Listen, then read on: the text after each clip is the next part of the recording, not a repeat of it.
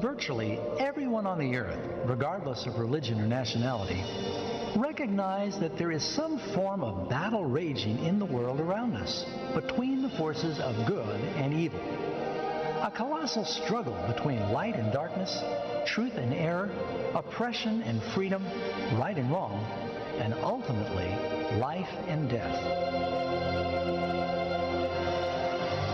What is the story behind this glaring paradox?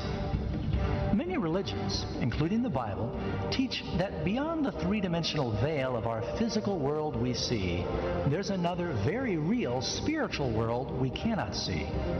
In this unseen realm ever about us, we see a titanic battle raging between the supreme righteous hero and the ultimate evil villain.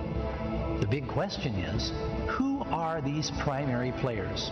And how, where, and when did this cosmic crisis begin? This is the greatest mystery of the ages and the most amazing true story that has ever been told. This crisis now involves every person on earth. Yes, every person.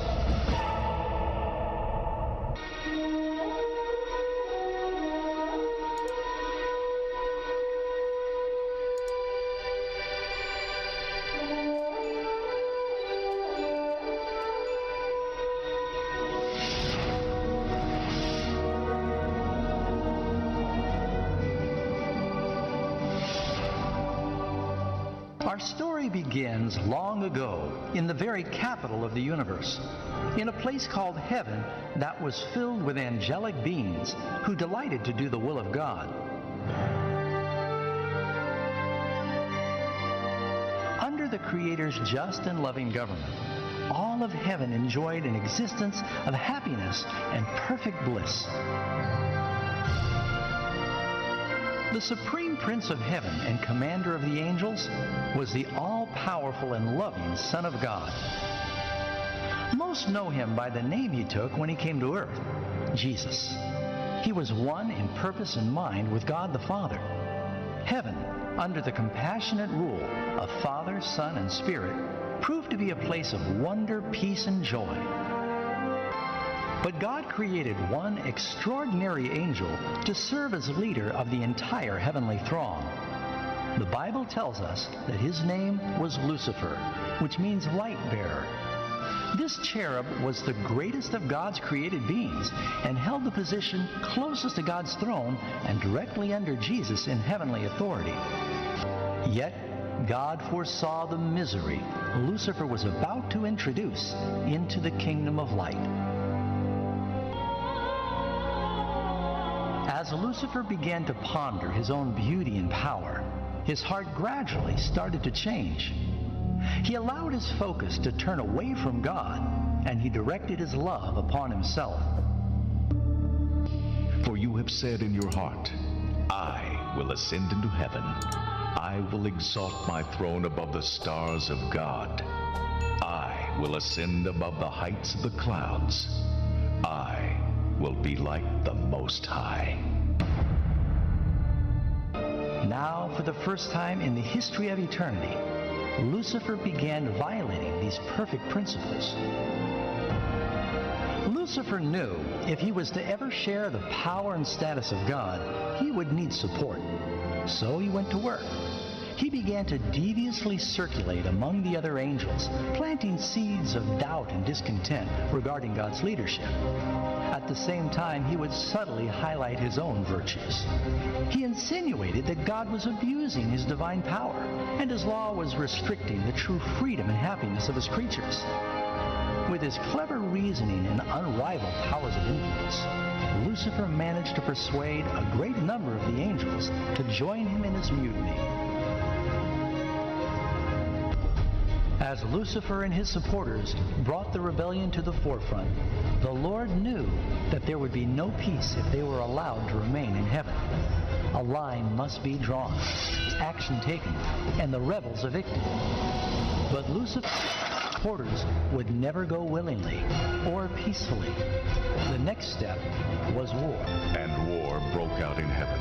Michael and his angels fought with the dragon, and the dragon and his angels fought, but they did not prevail, nor was a place found for them in heaven any longer. So the great dragon was cast out, that serpent of old, called the devil and Satan. He deceives the whole world. He was cast to the earth, and his angels were cast out with him.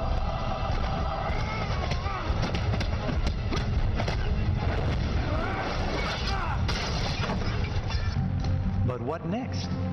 Soon, all too soon, the universe would begin to understand how painful and costly the wages of sin could be.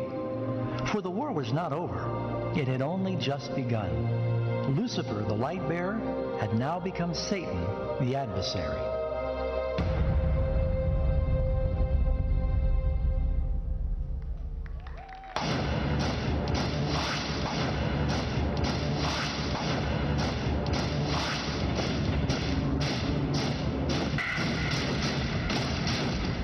Those who are under the influence of our voice,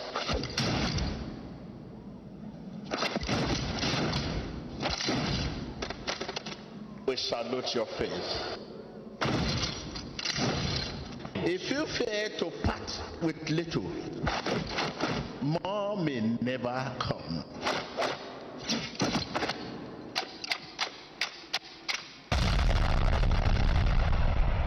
If you know how much we need God in little things, we will know how much we need Him in big things.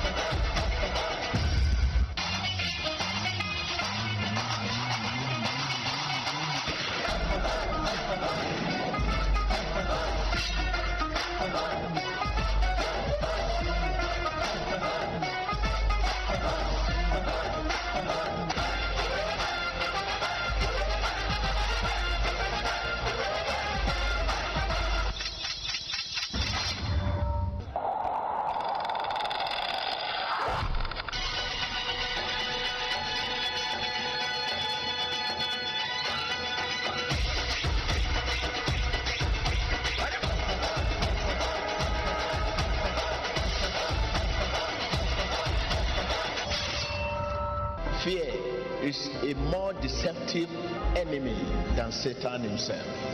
Fear not. We're laughing at the devil. Come on, we're laughing at the devil. We're laughing at the devil.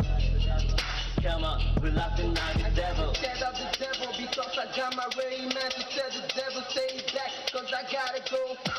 I cannot be ashamed to be a Christian. The love protects me, another Christian. He made the devil mute and he can't say nothing. You're Superman. We are more than conqueror. Yes, we're gonna make it. Yes, our God is greater. He's the leader of our race, so you better not compare. Let's go. When I call him, he'll answer. When I fall down, he'll pick me. The great God of Jacob. There's no doubt, he will never forsake me when I call. We're laughing at the devil. I for Christ, yo. we manage our little money, we'll make God decide whether to promote you or not.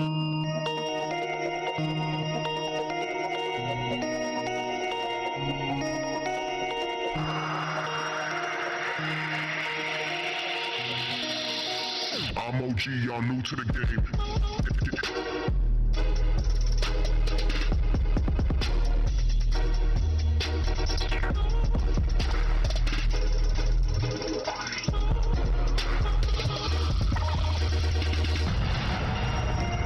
Your help to the poor, to the refugee, see it as an assignment from God.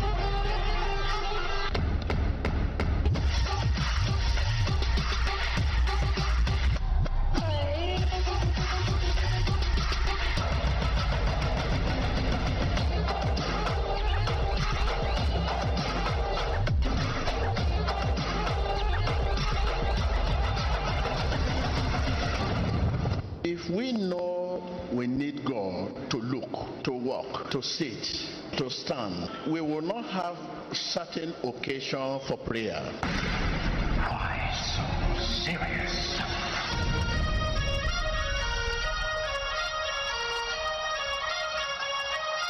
Bond.